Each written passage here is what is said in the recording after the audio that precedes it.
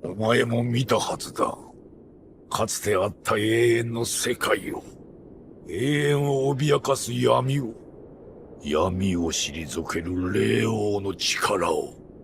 だが、世界を覆す力を持つ者さえ、世界の安定のために利用されたのだ。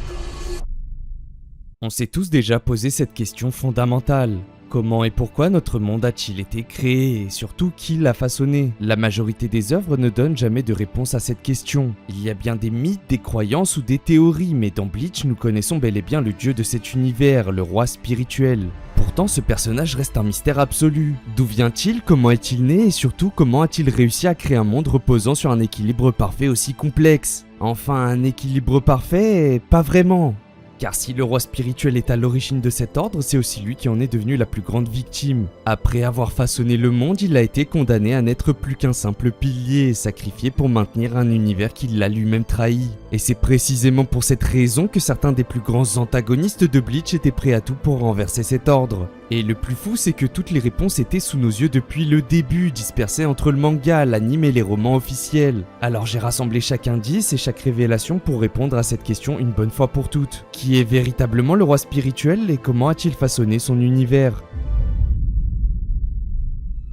Pour comprendre, il faut remonter bien avant l'histoire que nous connaissons. Avec les informations que nous donnent le manga et l'anime, on sait qu'au commencement, il n'existait qu'un monde unique et chaotique. Un seul univers où la vie, la mort et les âmes s'y mélangeaient sans aucun ordre. Et à partir de là, tout est un peu flou, mais en reliant toutes les pièces du puzzle, on peut recréer ce qu'il s'est passé. Il y a plusieurs millions d'années, au cœur de ce chaos primordial, une entité transcendante fit son apparition. On sait déjà une chose, le roi spirituel possède une apparence humaine. Alors deux possibilités s'offrent donc à nous. La première, c'est qu'il serait né parmi les êtres qui vivaient autrefois dans ce monde chaotique. Un être plus puissant que les autres, une anomalie parmi son peuple, et c'est pour ça qu'il en sera le seul survivant. La deuxième, c'est qu'il a été créé par des forces bien plus anciennes et peut-être même bien plus puissantes que lui. C'est la version la plus simple et celle qui créait le moins d'incohérences. Mais une chose est certaine, sa présence a bouleversé l'existence elle-même. Ce dieu aura même un véritable nom, il s'appelle Adnius. Un nom qui intrigue fortement par sa sonorité et qui pourrait faire écho au concept de Dios. C'est la fameuse divinité céleste primordiale de la mythologie indo-européenne. Et vous la connaissez parce que c'est de cette racine que proviennent des figures comme Zeus ou Jupiter et même indirectement le mot Dieu lui-même. Et plus tard, Adnius sera connu sous le nom de roi spirituel. Cet être divin doté d'une puissance incommensurable stabilisa la réalité comme s'il en devenait la structure fondamentale. Il devient la clé de voûte de l'univers et pour transformer ce chaos en équilibre, il doit désormais organiser et donner une structure au cycle de la vie et de la mort.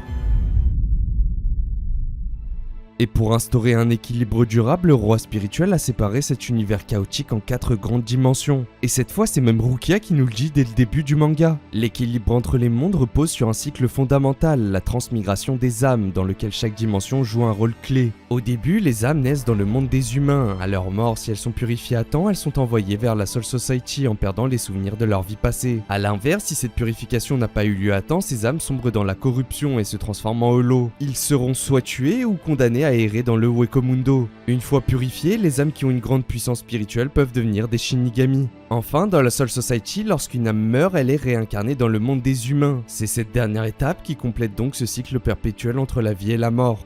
Enfin, presque, il existe une exception, un rouage dans ce système qui pourrait détruire toute la légitimité de ce cycle. Lorsqu'une âme trop puissante meurt, elle est bannie dans une dimension scellée hors du cycle de la transmigration, un monde entouré de mystères dont la plupart des fans de Bleach ne savent presque rien, l'enfer. Et ça, on l'apprend surtout dans le dernier one-shot, on sait aussi que plusieurs capitaines très puissants y sont enfermés pour ne pas menacer l'équilibre du monde. Et c'est à peu près tout ce qu'on a sur cette dimension. Mais mettre en place ce cycle n'était que la première étape, il fallait s'assurer qu'il continue de fonctionner au fil des siècles. Et même si le roi spirituel était au cœur de cet équilibre, il ne pouvait pas tout gérer seul. Il avait besoin d'individus capables de faire respecter l'ordre qu'il venait d'instaurer. Et cette responsabilité fut donc confiée aux 5 grandes familles nobles de la Soul Society.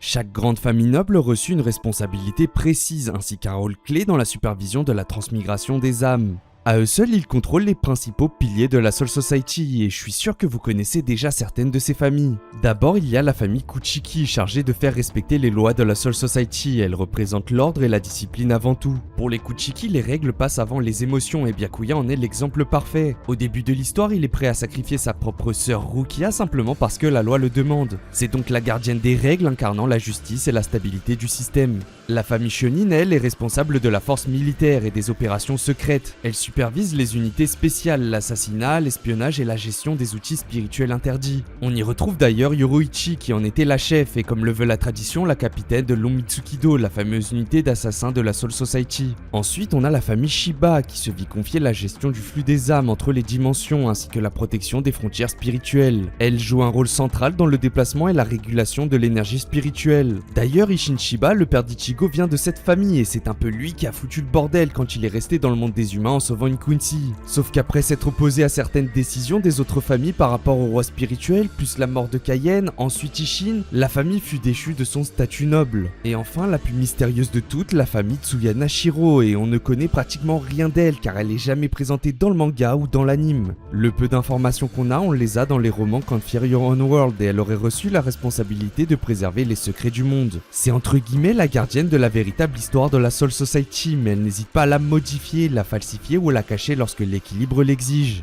Ouais, en gros c'est des petites fouines. Et jusqu'à il y a quelques années, on pensait qu'il n'y avait que 4 familles, or une dernière encore plus mystérieuse nous a été dévoilée. La 5e grande famille noble n'apparaît presque nulle part, on ne connaît même pas son nom ou ses membres. Et la seule chose qu'on sait à peu près sur cette famille grâce au roman, c'est qu'elle aurait été liée à la gestion des rituels spirituels et du Kido. Et c'est cette famille qui aurait décidé avec l'aide des autres de sceller l'enfer, qui était décrite comme un gouffre béant menaçant directement l'équilibre des mondes.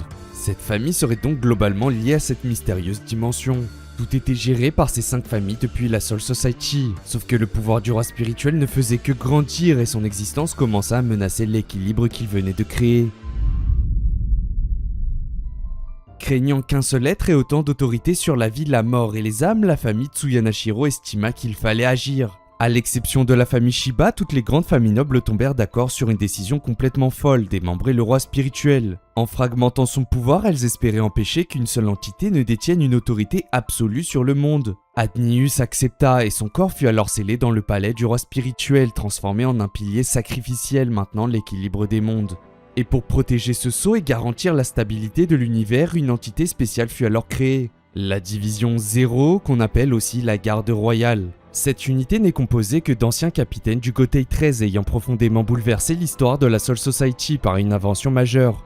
D'abord, il y a Ichibei Yozube qui est le chef de la garde, il est celui qui a donné un nom à toutes les choses. Il est à l'origine même du pouvoir des noms dans le monde spirituel, un principe fondamental qui définit l'identité, l'existence et la réalité des êtres. Ensuite, Oetsu Nimaya est le créateur de l'Azochi, la base indispensable de tous les Zanpakuto. En gros, c'est simple, il a inventé le réceptacle du Zanpakuto qui pourra alors fusionner avec l'âme de son Shinigami. Cette épée pourra alors évoluer, s'éveiller et obtenir son Bankai, le stade d'éveil ultime. Senjumaru Shutara a inventé les vêtements spirituels et les tissus capables de manipuler le Reiatsu. C'est bien elle qui a inventé les Shiakusho, les tenues noires portées par les Shinigami. Ensuite, on a Tenjiro Kirinji qui est le fondateur des techniques de soins spirituels avancés, considéré comme l'origine du Kaido moderne. C'est même lui qui a enseigné les bases de la médecine à Unohana, qui était reconnue comme la plus grande guérisseuse de la Soul Society. Et pour finir, on a Kirio Ikifune, qui est la créatrice du concept des âmes artificielles nourries. Une avancée majeure à l'origine des Jigai améliorés et de nombreux piliers de la technologie spirituelle moderne. Ces recherches ont profondément influencé tout le développement scientifique de la Soul Society. C'est ainsi qu'est composée cette garde, à noter qu'ils sont tellement puissants qu'ils ne peuvent même pas utiliser leur Bankai simultanément sous peine de déstabiliser le monde. Ils ont donc fait un pacte de sang qui oblige 3 de ses membres à sacrifier temporairement leur vie pour lever le sceau qui empêche le 4e d'utiliser son Bankai. Et ça qu'en cas d'extrême urgence. C'est donc ainsi que l'organisation qu'on voit depuis le début de Bleach a vu le jour. Le roi spirituel n'est donc pas une divinité qui observe et gouverne le monde de loin, il est le pilier qui maintient son équilibre. Celui sans qui ni la vie, ni la mort, ni même les mondes eux-mêmes ne pourraient exister. Mais ça soulève une problématique bien plus dérangeante, peut-on encore parler de Dieu lorsque celui-ci devient un pilier immobile, sacrifié pour maintenir un ordre qu'il a lui-même instauré ? Et c'est précisément là que la vision d'Aizen prend tout son sens. Il fait partie des rares à avoir compris ce qu'est réellement le roi spirituel. Mais loin de l'accepter, il en tire une conclusion radicale, cet ordre est brisé. C'est pourquoi il ne cherche pas seulement à le surpasser, mais à le renverser entièrement afin de recréer le monde selon sa propre vision. Le roi spirituel est-il un créateur ou une prison vivante indispensable à l'existence? Et ce fameux équilibre qu'il incarne est-il réellement un ordre structurant l'univers ou simplement une illusion que tout est sous contrôle? C'est finalement ce paradoxe qui se trouve au cœur de toute l'histoire de Bleach.